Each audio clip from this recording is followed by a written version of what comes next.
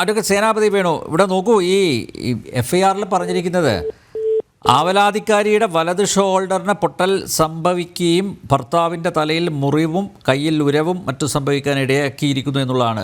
വനിതാ പോലീസിൻ്റെ അസാന്നിധ്യത്തിലാണ് ഇത് നടന്നിരിക്കുന്നത് കേട്ടോ.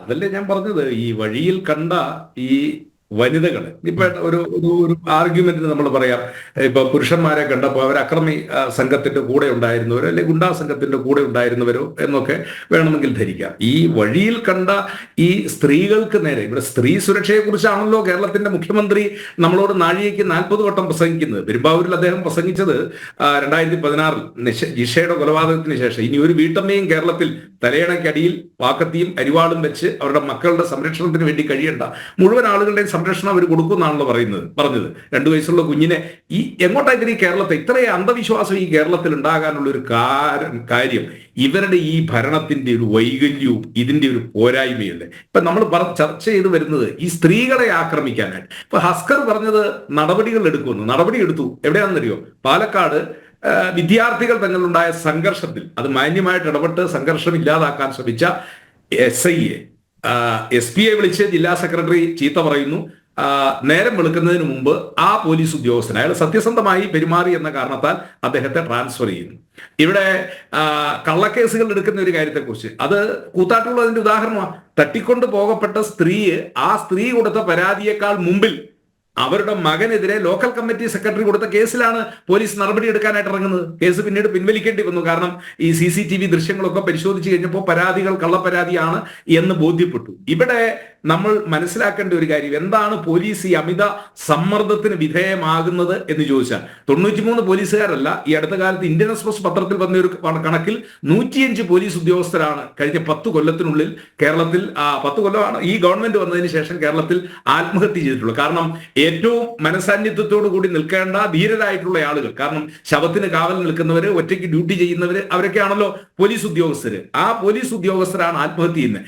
ഈ ആത്മഹത്യയുടെ എല്ലാം കാരണം എന്താണ് സാർ? കാരണം മറ്റൊന്നുമല്ല. ഞാൻ ഇടുക്കിയിൽ നിന്ന് പറയുമ്പോൾ ഒരു നിക്ഷേപകൻ ആത്മഹത്യ ചെയ്യാൻ പ്രേരിതമായ കാര്യം അവിടുത്തെ local committee area committee secretary അയാളെ ഫോണിൽ വിളിച്ച് ഭീഷണിപ്പെടുത്തിയതാ.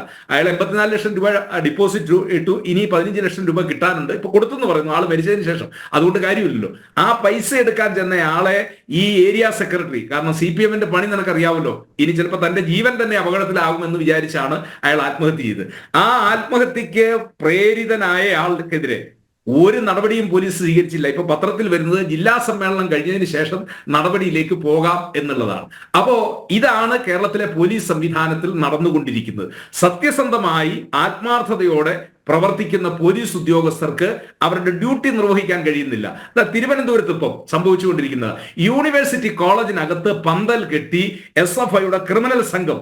ഇപ്പോ ഞാൻ വൈകുന്നേരം വാർത്ത കേൾക്കുമ്പോൾ റോഡ് തടഞ്ഞുകൊണ്ടിരിക്കുകയാണ്. അവരുടെ തലക്കിട്ട് ആർക്കിട്ടെങ്കിലും ഒരടി ഇതുപോലെ കൊടുത്തോ? ഇല്ലല്ലോ, ഒരാളെ അടിക്കുന്നില്ലല്ലോ. കാരണം എന്താ? അപ്പൊ പോലീസ് ഉദ്യോഗസ്ഥർക്കറിയാം ഇവിടെ ഭരിക്കുന്നത് CPM ആണ്. ആ CPM-ന് വിധേയപ്പെട്ട് നിന്നുവെങ്കിൽ മാത്രമേ തങ്ങൾക്ക് മുന്നോട്ട് പോകാൻ കഴിയൂ എന്ന് അവർക്കറിയാം. പ്രതിപക്ഷം ഉണർന്ന് പ്രവർത്തിക്കേണ്ട സമയം അതിക്രമിച്ചിരിക്കുന്നു. അഡ്വക്കേറ്റ് സേനാപതി വേണു, ഇത്തരം വിഷയങ്ങൾ അത് ഏത് രീതിയിലാണ് കൈകാര്യം ചെയ്തത്? ആ രീതിയിൽ പ്രതിപക്ഷം കൈകാര്യം ചെയ്യുന്നില്ല. തീർച്ചയായിട്ടും പ്രതിപക്ഷ നേതാവ് ഇന്ന് ഞങ്ങളുടെ മലയോര സമരജാഥ അമ്പൂരിയിൽ സമാപിച്ച് പ്രതിപക്ഷ നേതാവ് ഇന്ന് ആദ്യം തന്നെ അദ്ദേഹം ഉയർത്തിയ ഇഷ്യൂ ഈ വിഷയമാണ്. ഞാൻ മനസ്സിലാക്കുന്നത് നാളെ അദ്ദേഹം പത്തനംതിട്ട ഇവരെ സന്ദർശിക്കുന്നു എന്നുള്ള കാര്യമാണ് ഞാൻ മനസ്സിലാക്കുന്നത്. ഏതായാലും ഈ കാര്യത്തിൽ നമുക്ക് അവസാനിപ്പിക്കാൻ സമയമായി. ചങ്ങലയ്ക്ക് ഭ്രാന്ത് പിടിച്ച അവസ്ഥ പത്തനംതിട്ടയിൽ. അതാണ് കണ്ടത്. ഒരു പറ്റം പേപ്പട്ടികൾ നിസ്സഹായരായ മനുഷ്യർക്ക് നേരെ കുരച്ചു ചാടി അവരെ കടിച്ചു കീറുകയായിരുന്നു.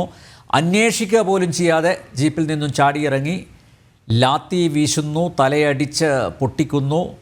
മതം പൊട്ടിയ ഈ പോലീസുകാർക്കെതിരെ ശക്തമായ നടപടിയുണ്ടാവണം. ഇവരുടെ തൊപ്പി തെറിപ്പിക്കണം. പോലീസിങ്ങിൻ്റെ ബാലപാഠം അറിയാത്ത ഇവരെ സേനയിൽ നിലനിർത്തരുത്.